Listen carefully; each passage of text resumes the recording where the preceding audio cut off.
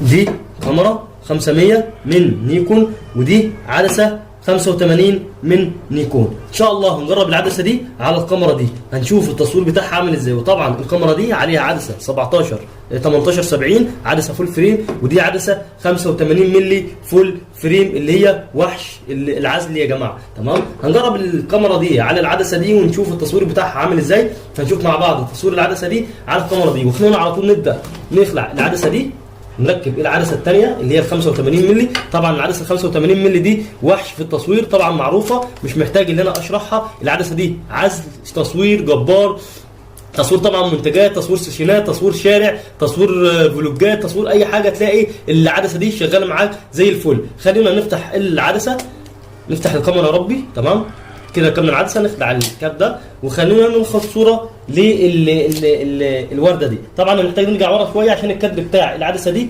ضيق شويه.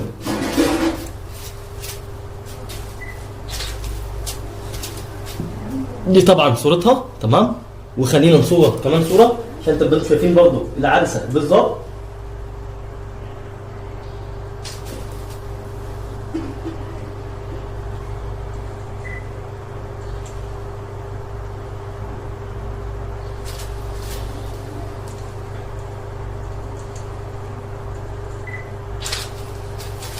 طبعا دي الصوره الثانيه. تمام، الصور بتاعتها ممتازه جدا جدا.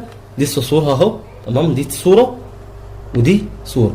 طبعا دي عدسه 85 وحش التصوير. طبعا تصور معاك في ايه؟ تقدر تصور معاك منتجات، تقدر تصور معاك في تصوير السيشنات، تقدر تصور معاك في تصوير الشارع، الاشخاص بتاعت الشارع، تصور معاك في اي حاجه. العدسه دي وحش في التصوير، والعدسه دي كنا بنجربها على كاميرا دي 500. تصويرها كده على الكاميرا 500، يا بالك لو شغلتها على كاميرا فول فريم. طبعا العدسه دي فول فريم بتشتغل مانوال فوكس واوتوماتيك فوكس. اسمها العدسه دي اسمها يا جماعه وحش العزل. هي مسمينها كده وحش العزل لان العدسه دي بتعزل بطريقه جامده جدا جدا جدا. تكاد تكون لو انت بتصور منتجات او بتصور اي حاجه بالعدسه دي هتطلع معاك شغل جبار جدا، بالذات لو معاك كاميرا فول فريم زي 610 او كاميرا 750.